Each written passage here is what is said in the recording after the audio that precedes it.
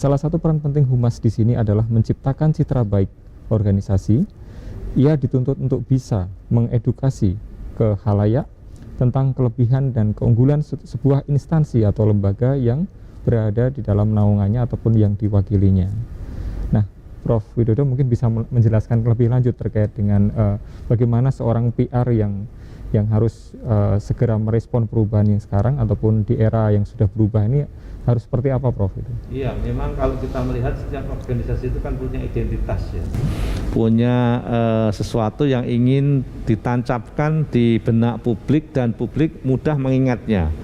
Jadi seorang humas profesional tentu akan mengkondisikan bagaimana opini masyarakat terhadap institusinya itu betul-betul kuat dan bahkan bisa menunjang macam-macam sampai pada, kalau di dalam PR itu kan ada marketing PR, jadi menunjang marketingnya sampai pada menunjang di dalam dunia perusahaan yang sudah TBK itu nilai sahamnya. Jadi banyak hal kegiatan komunikasi yang awalnya adalah membangun reputasi, citra, punya implikasi pada survivalnya, punya implikasi pada kesinambungan usahanya. Nah, oleh sebab itulah maka betul-betul orang humas itu mampu menyederhanakan identitas tadi agar supaya publik mudah mengenal dan bahkan sampai pada advokasi, mudah membela kalau misalkan institusinya itu dijelek-jelekin oleh publik. Oh, enggak mungkin,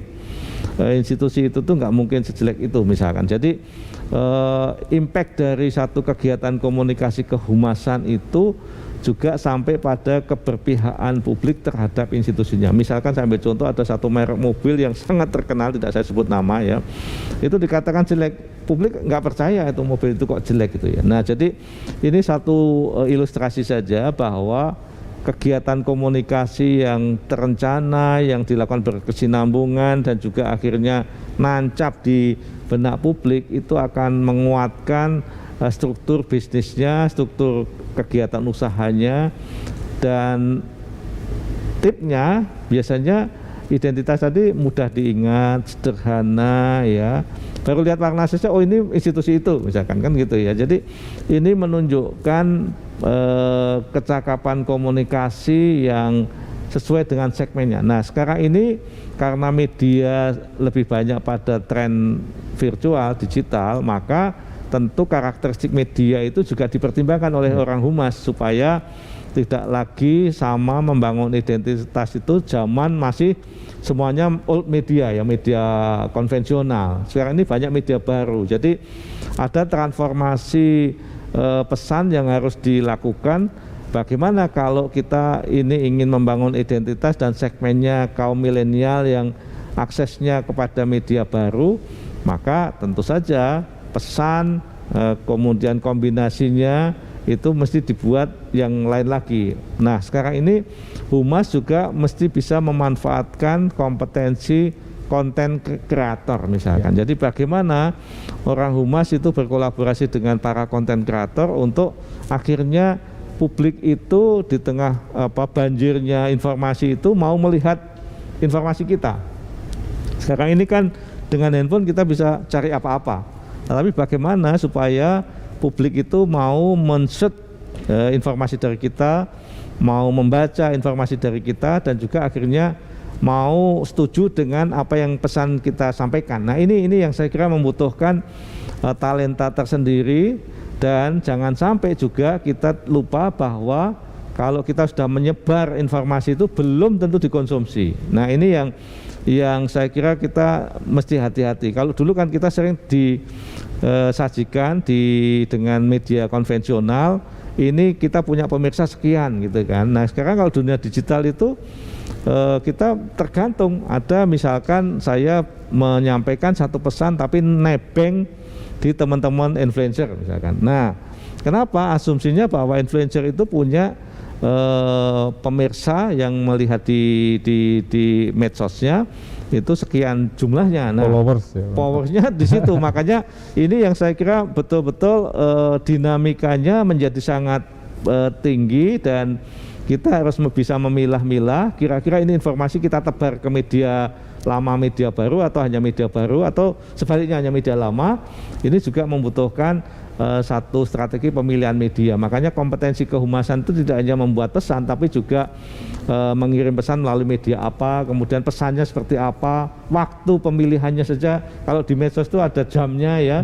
Jadi antara Instagram, YouTube, Twitter ini pemilihan waktunya harus tayang itu ada jamnya, yang itu menjadi sangat potensial untuk dilihat oleh teman-teman yang suka mengakses dunia medsos. Jadi hitungan-hitungan itu kalau di dalam kecakapan baru EPR itu mulai sekarang ini dikembangkan oleh teman-teman profesional PR.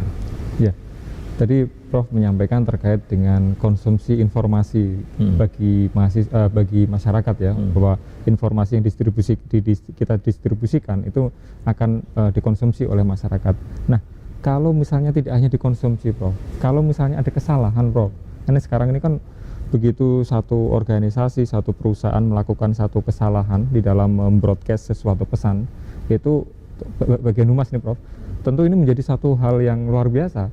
Sekali aja masyarakat kemudian klik di media sosial, itu efeknya luar biasa, Prof. Gimana, Prof? Dan itu sekali kita keliru, jejak digital itu kan nggak bisa hilang ya. Betul. Andaikan pun dicabut, yang sudah ngambil ya akan beredar lagi. Betul. Jadi sifat pesan di medsos ini yang saya kira harus membutuhkan kecepatan dan kecerdikan kita untuk memunculkan. Nah, oleh karena itu memang ini menjadi talenta baru. Kalau di dalam dunia pembelajaran itu kan ada IQ, ada EQ, bahkan kemudian ada SQ.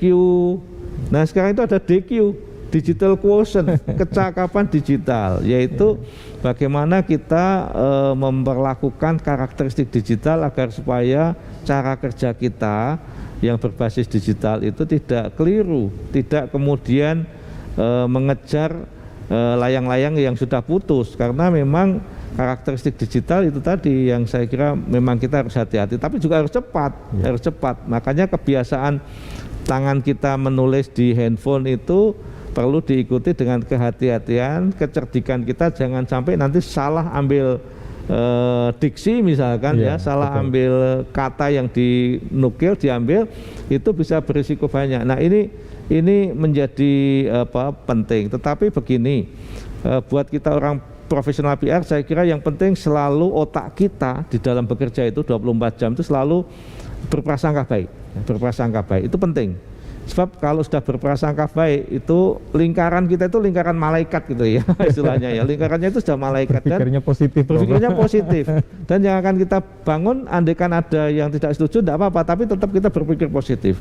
Nah, disinilah sebetulnya di era milenial tetap saja aspek-aspek humanitas, aspek-aspek kemanusiaan itu menjadi sangat penting untuk memberikan penyadaran publik yang sehat, yang baik. Nah, ini kemudian kalau kita menjadi humas yang menghadapi tadi gempuran-gempuran informasi yang tidak benar, atau mungkin karena kita salah mengambil diksi kemudian terjadi pro kontra gitu ya. Solusinya kita harus berikan semangat untuk positive knowledge, pemahaman-pemahaman yang nuansanya positif, supaya tidak terjadi nanti pro kontra itu berkepanjangan dan akhirnya merugikan institusi kita. Nah, ini yang kadang-kadang membutuhkan stamina emosi ya, stamina emosi untuk tidak terjebak pada hal-hal yang kadang-kadang hanya satu tweet orang kemudian kita meresponnya berlebihan. Nah, ini yang betul-betul juga kita harus hati-hati. Makanya kalau dalam dunia digital, baper itu kan dicegah ya, jangan sampai kita bawa perasaan terlalu berlebihan. Tetapi untuk mendeteksi fact finding terhadap era virtual ini penting ya. Jadi satu sisi kita harus memonitor apa yang terjadi, tapi satu sisi kalau meresponnya juga betul-betul harus memperhatikan dampak dari respon kita. Jangan sampai nanti respon kita maunya memperbaiki tetapi justru menimbulkan gali lubang yang lebih dalam lagi. Nah, ini yang saya kira problem baru malah ya. Problem baru dan akhirnya makin rumit, makin kompleks. Nah, ini memang membutuhkan kerja bersama, dan humas juga membutuhkan tim untuk bisa memberikan solusi, memberikan analisis supaya pengambilan keputusan ke depannya juga berdasarkan data dan fakta yang diambil dari analisis media sosial yang ada. Jadi sekarang ini kan ada kompetensi yang juga laku, bagaimana kita belajar tentang analisis media sosial. Jadi kita mesti membaca gimana ini gerak medsos yang ada terkait dengan diri kita, organisasi kita. Nah itu bagian yang dinamis, bagian yang harus kita kerjakan day by day, bahkan setiap saat. Iya, baik Prof. Jadi pemirsa GTV dan seluruh mahasiswa ataupun para PR yang menyaksikan tayangan ini tentu tadi sangat bermanfaat ya penjelasan dari Prof. Widodo terkait dengan bagaimana menjadi seorang PR saat ini. Tentunya kita harus selalu mengupdate kemampuan terutama terkait dengan penguasaan media tentu ya, karena memang saat ini memang dibutuhkan kecepatan gitu kan. Ya kalau kita harus bertransformasi ke arah digital ya Prof ya, karena kan kita nggak mungkin seperti yang paradigma lama bahwa kita harus hati-hati berlama-lama gitu, nanti ditinggal oleh masyarakat. Jadi kita di samping cepat juga harus teliti di dalam membuat sebuah konten ataupun berita yang akan disampaikan kepada masyarakat. Karena pemirsa tadi seandainya ada kesalahan maka rekam digital kita tidak akan hilang. Ya itu menjadi bahaya bagi organisasi ataupun perusahaan yang kita wakili. Nah kemudian kalau dikaitkan dengan media, Prof, media massa barangkali, apakah bagaimana PR ini harus menjaga hubungan baik dengan media massa, Prof? Iya, kalau waktu-waktu dulu ya, waktu kita kuliah dulu itu kan ada kalau media itu bad news is good news gitu ya.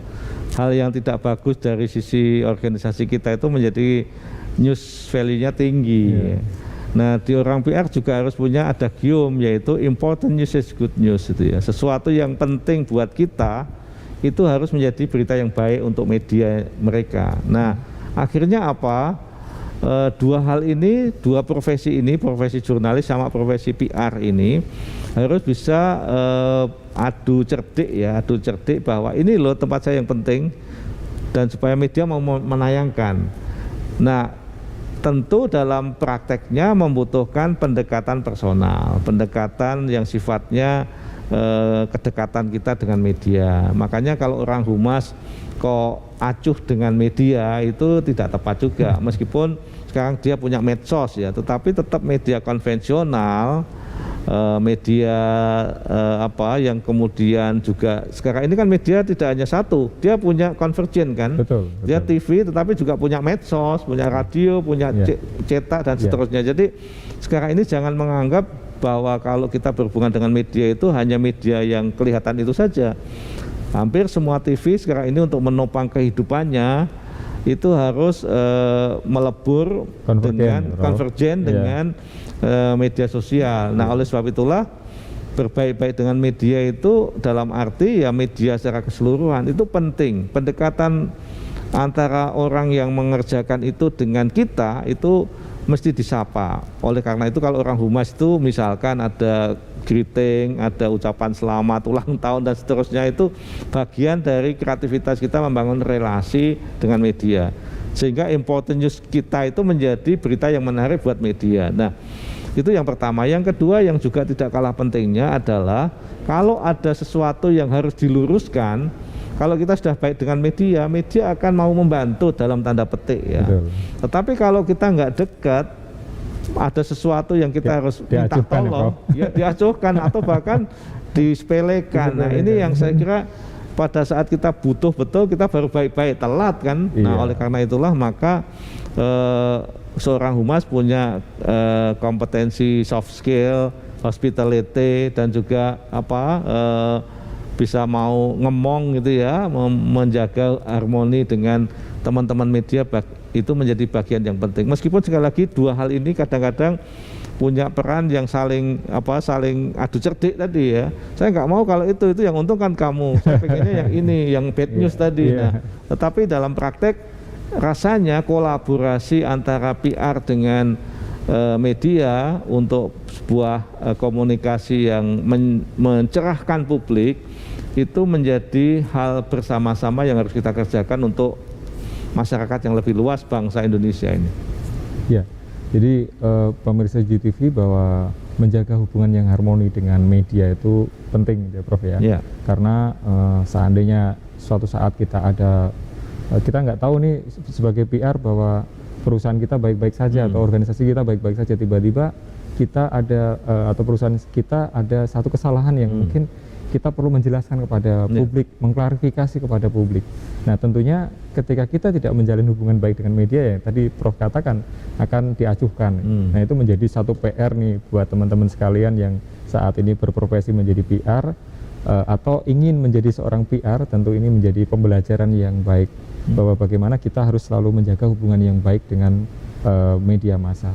Dan untuk diskusi lebih lanjut lagi Prof ini terkait dengan humas, dan kita di segmen ketiga akan mencoba membedah bagaimana fungsi dan peranan humas pemerintahan setelah jeda program berikut ini.